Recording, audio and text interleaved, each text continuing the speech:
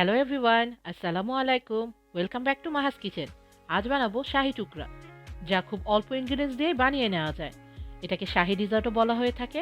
Mughal time থেকেই শাহি টুকরা একটি পপুলার এবং ডিলিশিয়াস ডিজার্ট, যা স্বাদেও অতুলনীয়। আরও নতুন ভিডিও দেখার জন্য আমার ইউটিউব চ্যানেলটা লাইক এবং সাবস্ক্রাইব করে নিয়ে আমার সাথেই থাকবেন এবং ফ্রেন্ডস অ্যান্ড ফ্যামিলির সাথে শেয়ার করে দিবেন। আজ শাহি টুকরো বানানোর জন্য 4টা হোয়াইট স্লাইস ব্রেডের সাইডের ক্রাস্টগুলো কেটে নিচ্ছি। হাফ করে ট্রায়াঙ্গেল বা 3 কোনা শেপে কেটে নিচ্ছি।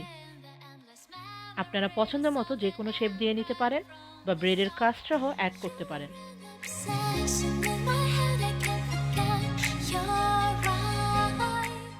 একটি বোলে হাফ কাপ ওয়ার্ম বা কুসুম মিল্কের সাথে পিঞ্চ অফ সাফরন অ্যাড করে মিক্স করে নিচ্ছি, যা পরে মিল্কের সাথে মিক্স করে নিব। এটি অপশনাল, আপনারা না চাইলে অ্যাভয়েড করতে পারেন।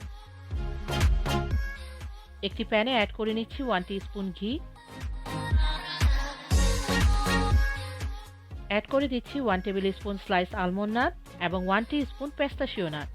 নাটগুলো হালকা ভেজে নিব। নাটগুলো ভাজা হয়ে গিয়েছে, উঠিয়ে নিচ্ছি পরে ইউজ করার জন্য। সেম প্যানে মিডিয়াম টু হাই হিটে অ্যাড করে দিচ্ছি 2 কাপ মিল্ক। মিল্কটা অনবরত নেড়ে চেড়ে একটা বয়েল না আসা পর্যন্ত ওয়েট করব।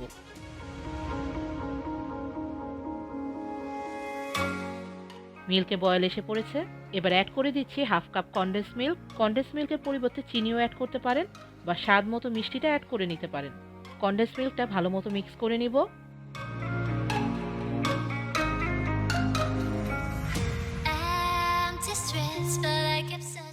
এবার লো হিটে অ্যাড করে দিচ্ছি সাফরন অ্যাড করা মিল্ক। তো নেড়ে চেড়ে আরও 1 to 2 মিনিটসের মতো কুক করে নিব এবং 2 টেবিল স্পুন কাস্টার্ড পাউডারের সাথে 1/4 কাপ মিল্ক মিক্স করে অ্যাড করে দিচ্ছি। অনবরত নেড়ে চেড়ে মিল্কটা ঘন না হওয়া পর্যন্ত কুক করে নিব।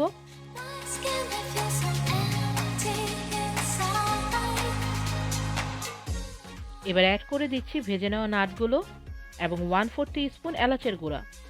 নাট এবং এলাচের গুঁড়ো মিক্স করে নিয়ে অনবরত নেড়ে চেড়ে আরও 1 to 2 মিনিটসের মতো কুক করে নিব।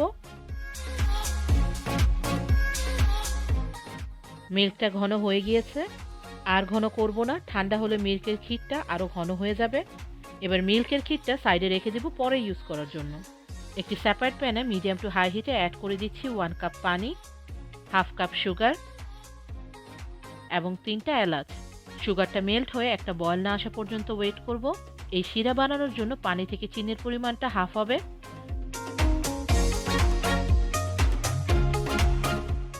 শিরাতে বয়েল এসে পড়েছে, এবার আরও 3 থেকে 4 মিনিটের মতো জাল করে নিব। শিরাটা বেশি ঘন করা যাবে না।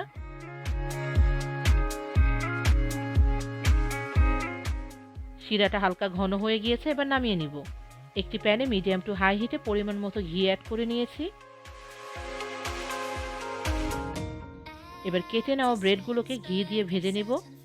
নর্মালি ঘিয়ে ডুবিয়ে বা ঘি বা তেল অ্যাড করে ভাজা হয়, তবে আপনারা অল্প ঘি অ্যাড করেও ব্রেডের দুই পাশে গোল্ডেন ব্রাউন করে টোস্ট করে নিতে পারেন। ব্রেডগুলো টোস্ট হয়ে গোল্ডেন ব্রাউন হয়ে গিয়েছে, এবার উঠিয়ে নিব।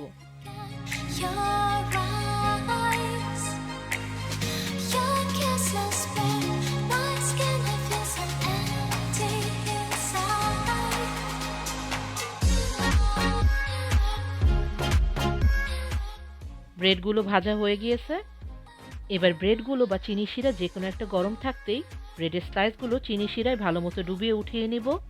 তবে বেশিক্ষণ চিনি শিরায় ভিজিয়ে রাখা যাবে না।